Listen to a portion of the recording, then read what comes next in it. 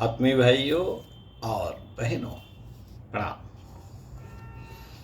गायत्री मंत्र के धी अक्षर की व्याख्या जीवन और मृत्यु लेखक पंडित श्री राम शर्मा आचार्य आपको पढ़कर सुनाते हैं। जीवन और मृत्यु, आइए सुनते हैं।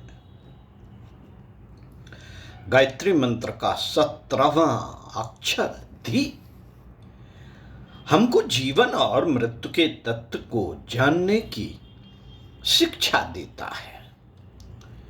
धिया मृत्यु स्मृण्य मर्म जनीयम जानीयम जीवनस्य च तदा लक्ष्यम समालक्ष्य पादो संततमक्षिपेत। अर्थात मृत्यु को ध्यान में रखें, मृत्यु को ध्यान में रखें और जीवन के मार्ग को समझकर अपने लक्ष्य की ओर निरंतर अग्रसर हों।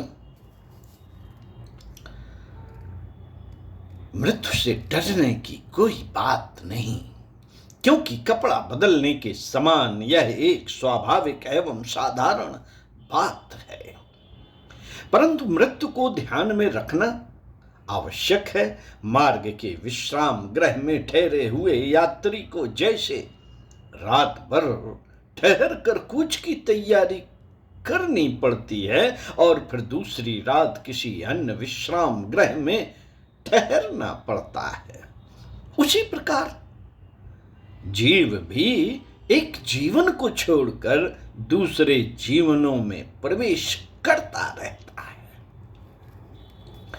क्षणिक जीवन में कोई ऐसा कार्य न करना चाहिए जिससे आगे की प्रगति में बाधा पड़े।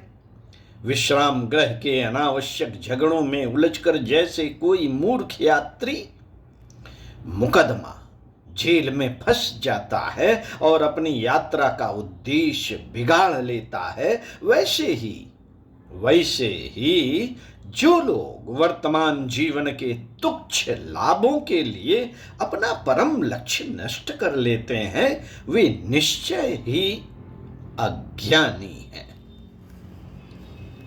साथियों, जीवन एक नाटक की तरह है। इस अभिनय को हमें इस प्रकार खेलना चाहिए कि दूसरों को प्रसन्नता हो और अपनी प्रशंसा हो। नाटक खेलते समय सुख और दुख के अनेक प्रसंग आते हैं, पर अभिनय करने वाला पात्र उस अवसर पर वस्तुतः सुखी या दुखी नहीं होता। इसी प्रकार हमको जीवन रूपी खेल में बिना किसी उद्वेग के अभिनय का कौशल प्रदर्शित करना चाहिए, पर साथ ही अपने लक्ष्य को भूलना न चाहिए।